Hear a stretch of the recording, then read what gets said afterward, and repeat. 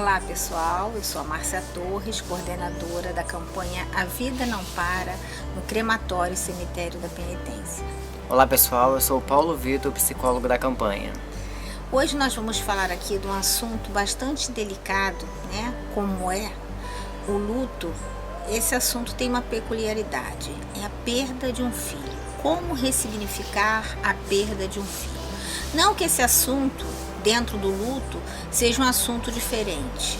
São sentimentos diferentes, né? As perdas geram sentimentos e muitas vezes aquela sensação para as mães de que a dor dela é a maior do mundo.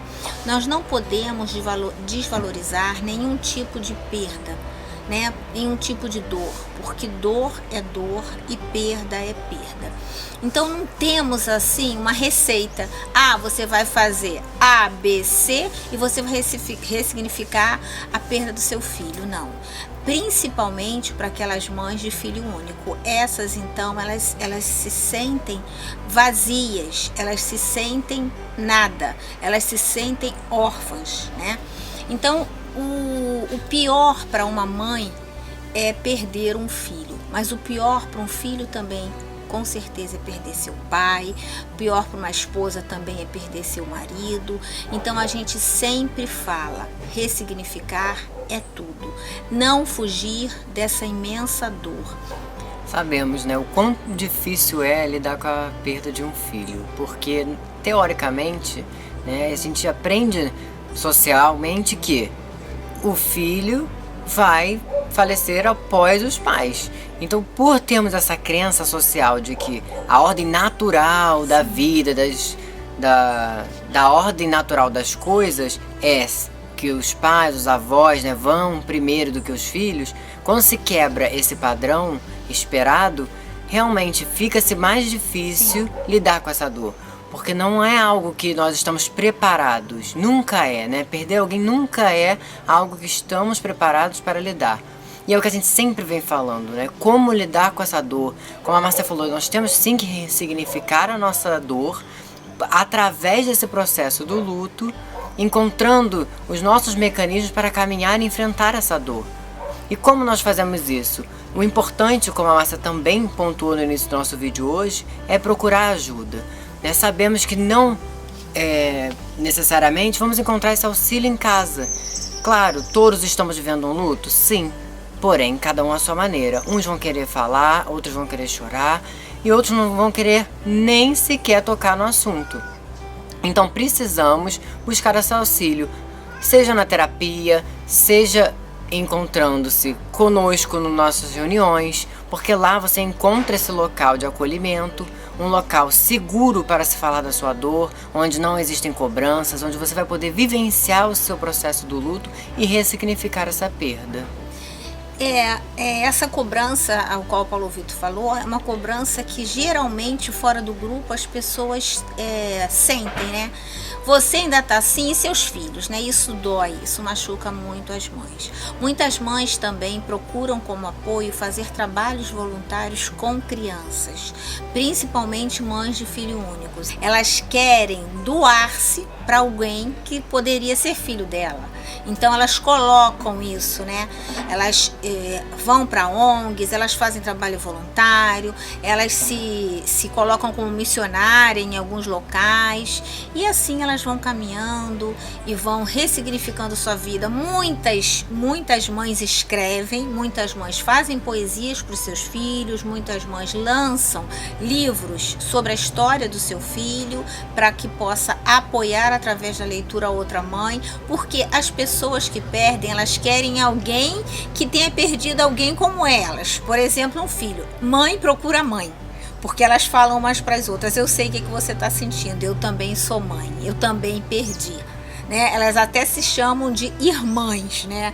As pessoas procuram o mais semelhante possível para poder trocar experiência e se sentir um pouco mais em paz e pensar, né, entender, o que eu sinto é normal. O que eu sinto é mesmo assim, é para ser sentido, chorar, não achar mais graça em muitas coisas da vida, ter raiva, né, das mães que têm filhos, né, mães de filho único geralmente passam por essa fase, né, de ter raiva de quem tem filho, né, ela não pode ver uma mãe com filho que ela sente uma raiva mesmo, né.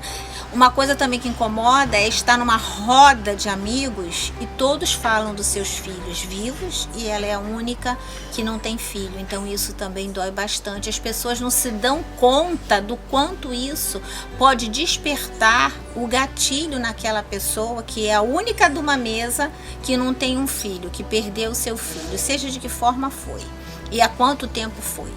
Desperta e ela revive o luto dela como se fosse naquele instante. A gente não se dá conta disso, mas muitas vezes isso fere demais uma mãe. Então a gente tem que ter esse cuidado, né? Com todas as pessoas que perderam, as mães com essa particularidade, enfim, é isso. Eu acho que vocês precisam realmente vivenciar e tentar caminhar da melhor forma possível. Pois é, isso que a Márcia falou, né, de evitar talvez esse encontro social que pode gerar um gatilho pro luto. A gente sabe que às vezes a gente não tem esse controle, né? E vivenciar esses momentos também faz parte desse processo. Sim. Porque você vai estar enfrentando uma realidade naquele instante, porque ver sim outros pais, né, falando dos seus filhos, isso tudo traz para você o quê? O enfrentamento de uma realidade que não é mais a sua. E isso dá sim um gatilho, porém tem o seu fator positivo enquanto vivência do processo. Sim. Né? Faz-se necessária essa vivência que a gente tanto fala. Bater de frente com essas situações e saber administrar essas situações, né? Uhum. Saber lidar com esse momento. E por isso é importante também, né? A gente não vai ter como fugir sempre. Então a gente saiba que a partir do momento que a gente vivencia um momento desse, como a gente está citando agora, que vocês tenham a tranquilidade de se compreender, entender que é natural sim sentir raiva, vai sentir, assim, talvez uma inveja, né, camuflada na raiva de eles tenho ou não tenho mais, mas é natural, isso faz parte desse processo. Não se puna por isso, não se culpe por nada. Inclusive eu vou falar um pouquinho da culpa. As mães se sentem muito culpadas pelas mortes dos seus filhos, seja como foi.